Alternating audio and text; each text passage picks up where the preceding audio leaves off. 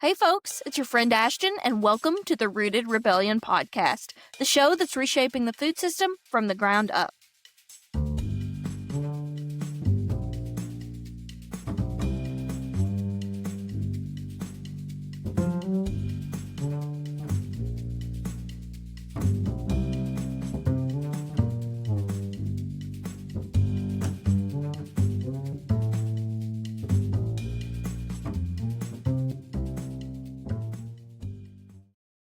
Hello, everyone, and welcome back to the very first episode of the second season of the Rooted Rebellion podcast. If you are even a quarter as excited as I am to be here today, then we are going to be in good shape. Folks, what's going on? It's been a couple of months since we were here together. We've had some holidays pass. We're in a new year and a new season. A season that is only possible thanks to listeners like you. So whether this is your first episode or you have been listening faithfully, let me thank you from the bottom of my heart for making this podcast possible. What do you say we kick this season off with some good news? I am beyond pleased to announce that Orion Farmstead has been awarded over $10,000 in grant money from the Montana Department of Commerce so that we can build a farm stand and greenhouse. Now, this is absolutely huge for our operation.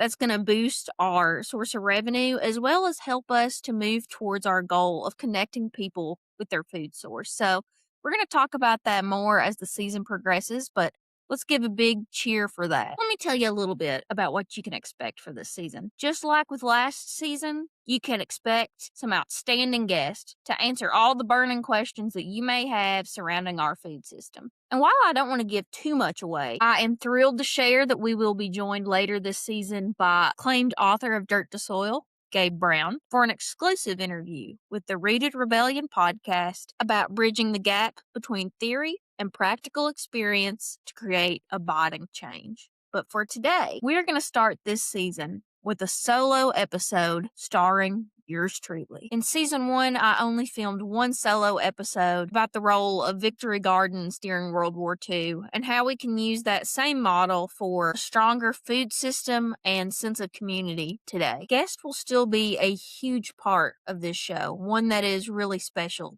to me. But just to give you a heads up, for better or for worse, I will be doing more independent episodes this season so that I can take a deep dive into some of the topics that I feel most strongly about. So if that doesn't suit you, have patience. Don't worry. The experts will still be joining us. But in between, I will be the expert of my own experience. Today, we're going to be starting on somewhat of a vulnerable note for me. Today's episode is detailing my own personal food journey.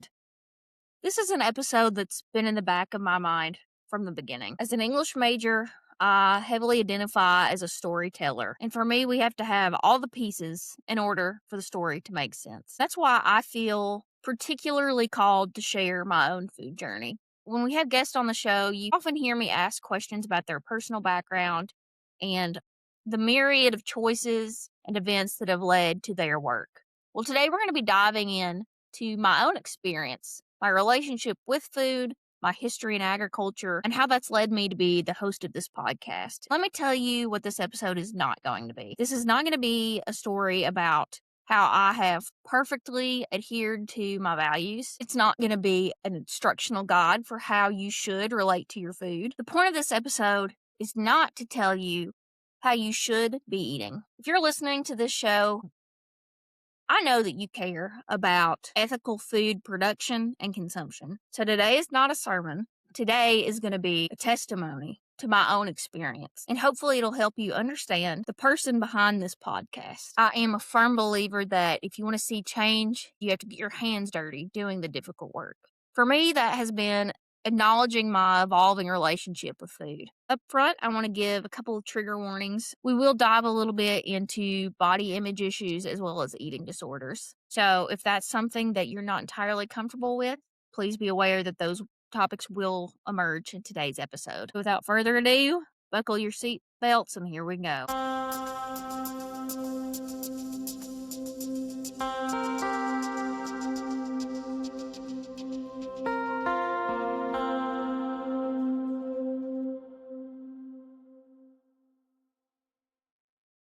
I I grew up in a family deeply rooted in agriculture. I've said for a long time that as long as there has been a Todd on American soil, there has been a farmer. And while I haven't gone through the genealogical records to validate that, I can say it pretty confidently. While my parents were largely hobby farmers and didn't engage in crop production, they did own commercial greenhouses all through my childhood, and in fact, still own them today. My parents built these greenhouses from the ground up, and people would drive from all over to purchase their ornamentals, their vegetable plants, their trees for their orchards. So it really was something special that my parents depended on their livelihood from these plants in the same way that these plants depended on my parents for their care. And while growing up among these greenhouses was special enough, I was also raised among a host of animals, all the conventional barnyard critters, and even some exotics in the midst. It was not at all uncommon to have baby goats or lambs weathering the winter in my family's mudroom, and for me to help tend to an injured or ailing animal. For a short time in my childhood, I even got to care for a zebra and a camel on the farm. Let me be upfront that I do not in any way condone the exotic animal trade, but spending my day to day with domestics and exotic animals was just the reality of my childhood, and it was incredibly formative for me. I have been so privileged to form deeply intimate relationships with a wider variety of living creatures than most people will ever get to experience. And that is not something that I take lightly. My close proximity to so many other living creatures, particularly in the role of caretaker, has fostered in me an immense respect for the life and the death of my non-human counterparts. And this, perhaps more than anything else, has fostered my devotion to regenerative agriculture. But interestingly enough, my early closeness with other creatures ran parallel with an almost total ignorance of my food source that I have fought to overcome in the years that have followed. In the average American home nowadays, talks about food are relatively simple, and it was designed to be that way. This is what I'm talking about. Our common understanding of the American food system is something akin to Dorothy's perception of the Wizard of Oz before she pulls back the curtain. And in a similar way, behind the clever advertisements and marketing strategies of Big Ag, there is a dark truth, and that is the cost of our cheap food. But when most Americans talk about their food or eating healthily, it's as simple as sticking to meat and vegetables, whole foods. There's no question of the source, because with such a grossly oversized system, how could a consumer possibly know their food's origin? How could they begin to ask what was sprayed on their tomatoes, or what kind of quality of life the cow that gave their steak lived? This gap in our understanding is intentional and highly orchestrated, and my family, like so many, was touched by this. Despite having an immense respect for the natural world and regular firsthand experience of animal life and death, even my own family was not aware of the horrors behind conventional agriculture, which would directly contradict their values and the values that they instilled in me. When I was growing up, I never considered industrial feedlots. I never paused to wonder how the corn and the soybeans in the field next to us was affecting the soil. I only thought that it was aesthetically pleasing to see it there. And it's interesting because I was raised around so many animals, but we didn't get our food from our own farm. The most that we could expect was seasonal vegetable production to a very small scale, harvesting eggs from chickens. And then in my later years, I persuaded my family to harvest one of our own calves for our beef. But this was the simple way of life, as it is for so many. And that's how I was raised, to perpetuate the cycle of supporting Big Ag and embracing all the negative that accompany it, while still considering myself an advocate for the natural world. Let's complicate matters a little more. Beyond my early food source, I have struggled with emotional eating and binge eating for as long as I can remember, which has made my connection to food all the more difficult. In my childhood, I was flooded with food, if you will call it that. My mother, one of the best cooks in the world, I absolutely adore her cooking. It is Southern comfort food at its finest, I assure you. But particularly in between meals, I consumed an excess of highly processed foods. Little Debbie hated to see me coming, let me tell you that. During the summer, while my parents were working, much like any other child, I was feeding off Hot Pockets. And what I didn't discover until college was pronounced ramen noodles. I used to say ramen noodles. These staples in the cabinet.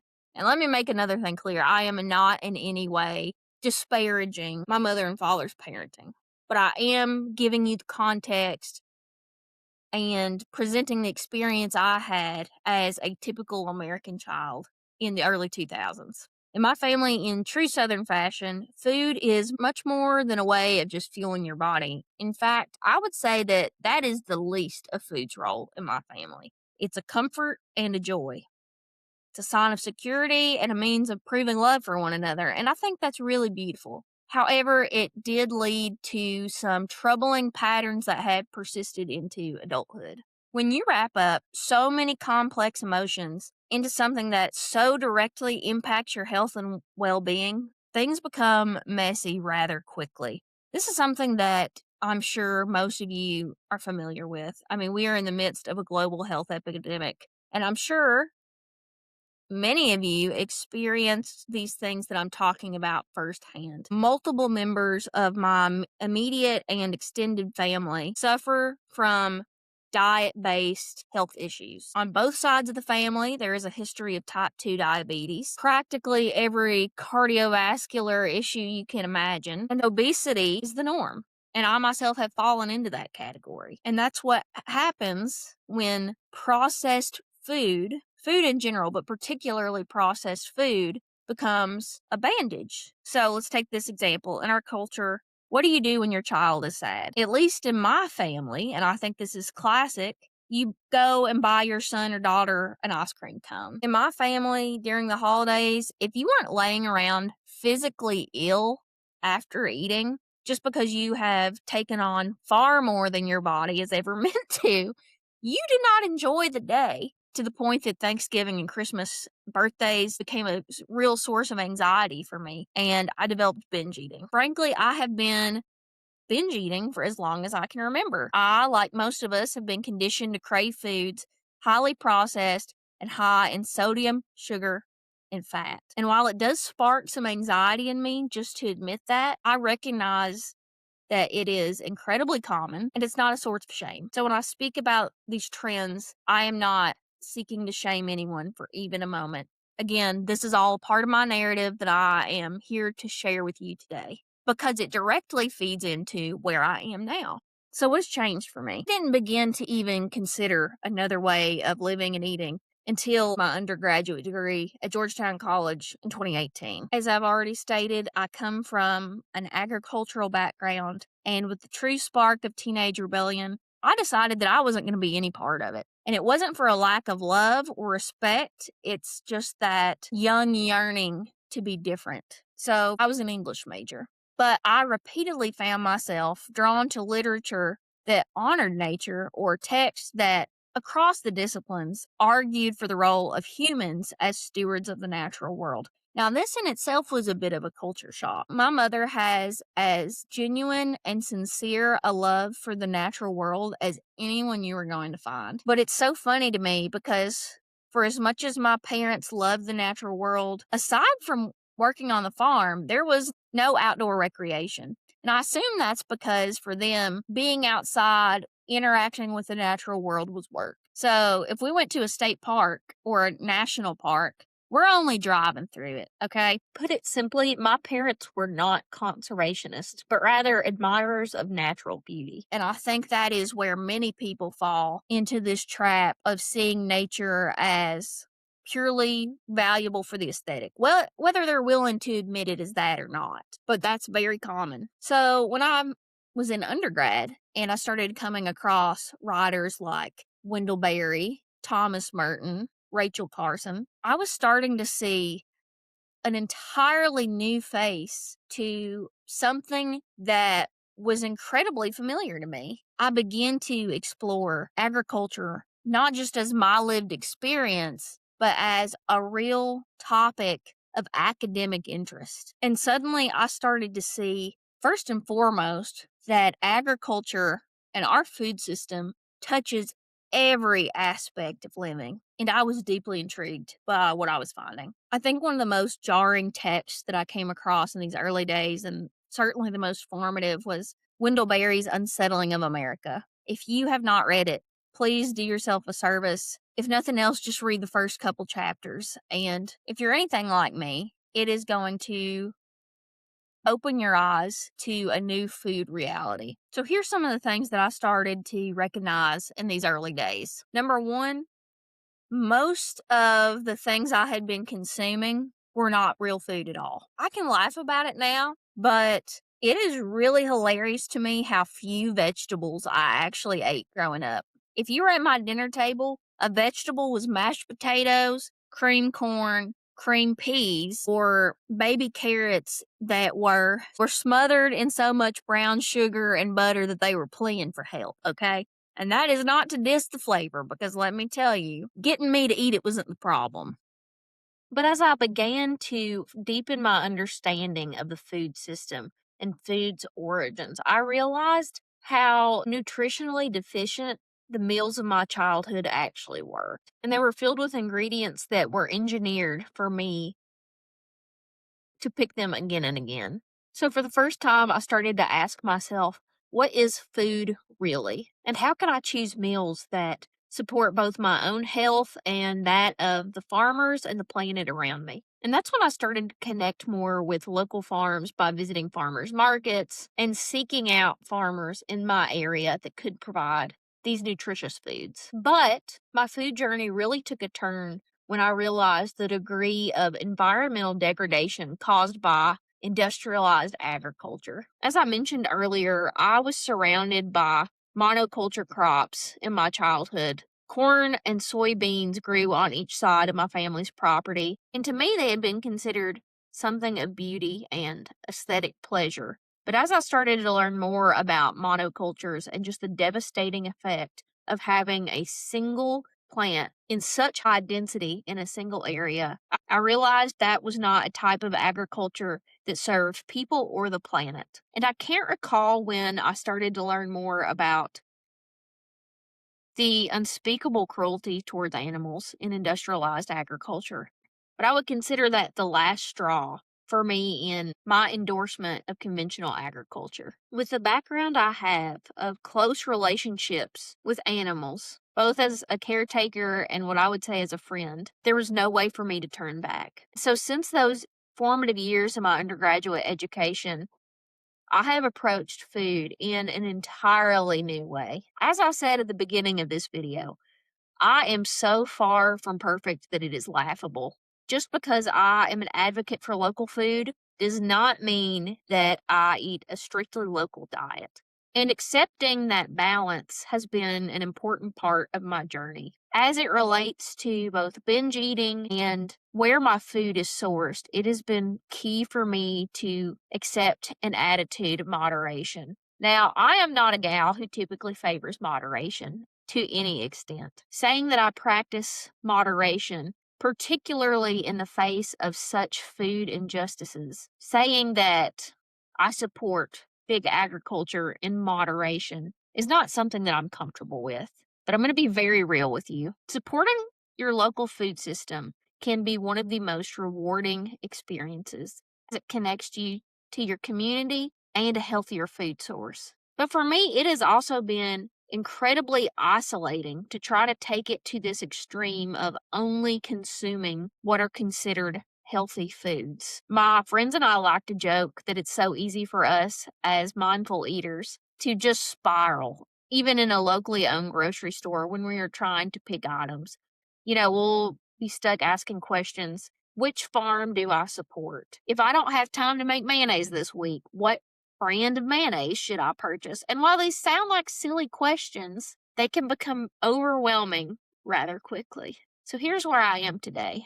I am a proud local food and regenerative agriculture advocate. And this podcast is absolutely invaluable to that mission for me. I was privileged to grow up in a rural community where I was taught to value the natural world even if I was not shown the true face of conventional agriculture. My food journey is far from over, but as it stands today, it is my honor to walk alongside you, my fellow listeners, in whatever part of your journey you are now in. As the title of this show suggests, folks, we are in the midst of a rebellion. In a day and age where it seems radical to connect to your food at its source, or to be concerned for the well-being of your producers. I appreciate you letting me share my journey with you today, and I'll let you know that the fight is far from over. The Rooted Rebellion podcast is here to help you achieve your food goals, to reconnect to your nourishment at its source. I thank you for listening in today, and I ask that you please share this message with someone you think that needs to hear it. In the meantime, please visit us at orionfarmstead.com to join the email newsletter. Because, folks, we have got a fantastic season coming up. A lineup of expert change makers and friends that want to share their story. I hope that you'll join us for every step of the way. And I can't wait to see how this season unfolds together. Until next time, stay rooted.